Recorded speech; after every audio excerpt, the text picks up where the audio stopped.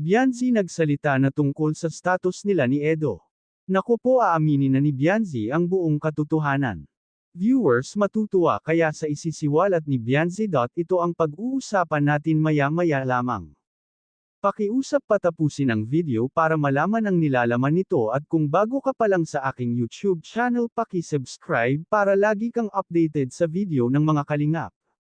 Bago ang lahat mga ka-viewers, Kalingap Rab nagsalita sa kung ano ba talaga ang status ng EDSI sa ngayon.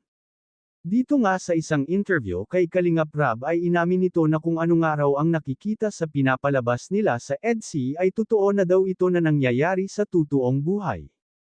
Hindi na daw ito scripted, at kung ano ang sinasabi nila ay totoo na daw yun, lalo na ang pagiging sweet nila sa isa't isa ay totoo na daw ito. Si Kalingap Rab na mismo ang nagsabi nito. Bianzi umamin na rin tungkol sa kanilang dalawa ni Edo. Dito nga ay inamin ni Bianzi na bago pa sila pumunta ng Hong Kong ay naging silang dalawa na daw ni Edo. Mag-boyfriend-girlfriend na sila ng mga panahon na iyon. Ibig sabihin ng December pa lang ay naging sila na ni Edo. Kaya pala sobrang sweet nila nung pumunta sa Hong Kong, at ito din ang napapansin ng mga viewers sa kanilang dalawa.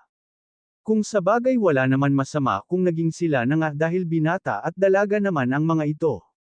Medyo matagal na pala ang relasyon ng EDSI, ngayon lang talaga sila umamin. Marami nga ang natuwa sa pag-amin ni Bianzi. May mga ilan naman na hindi, dahil sinasabi nila na bata pa si Bianzi at nag-aaral pa.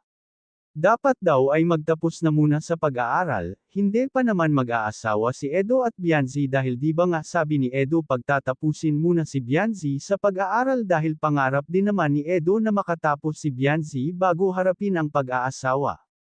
At saka malaki ang tiwala ng mga magulang ni Bianzi kay Edo.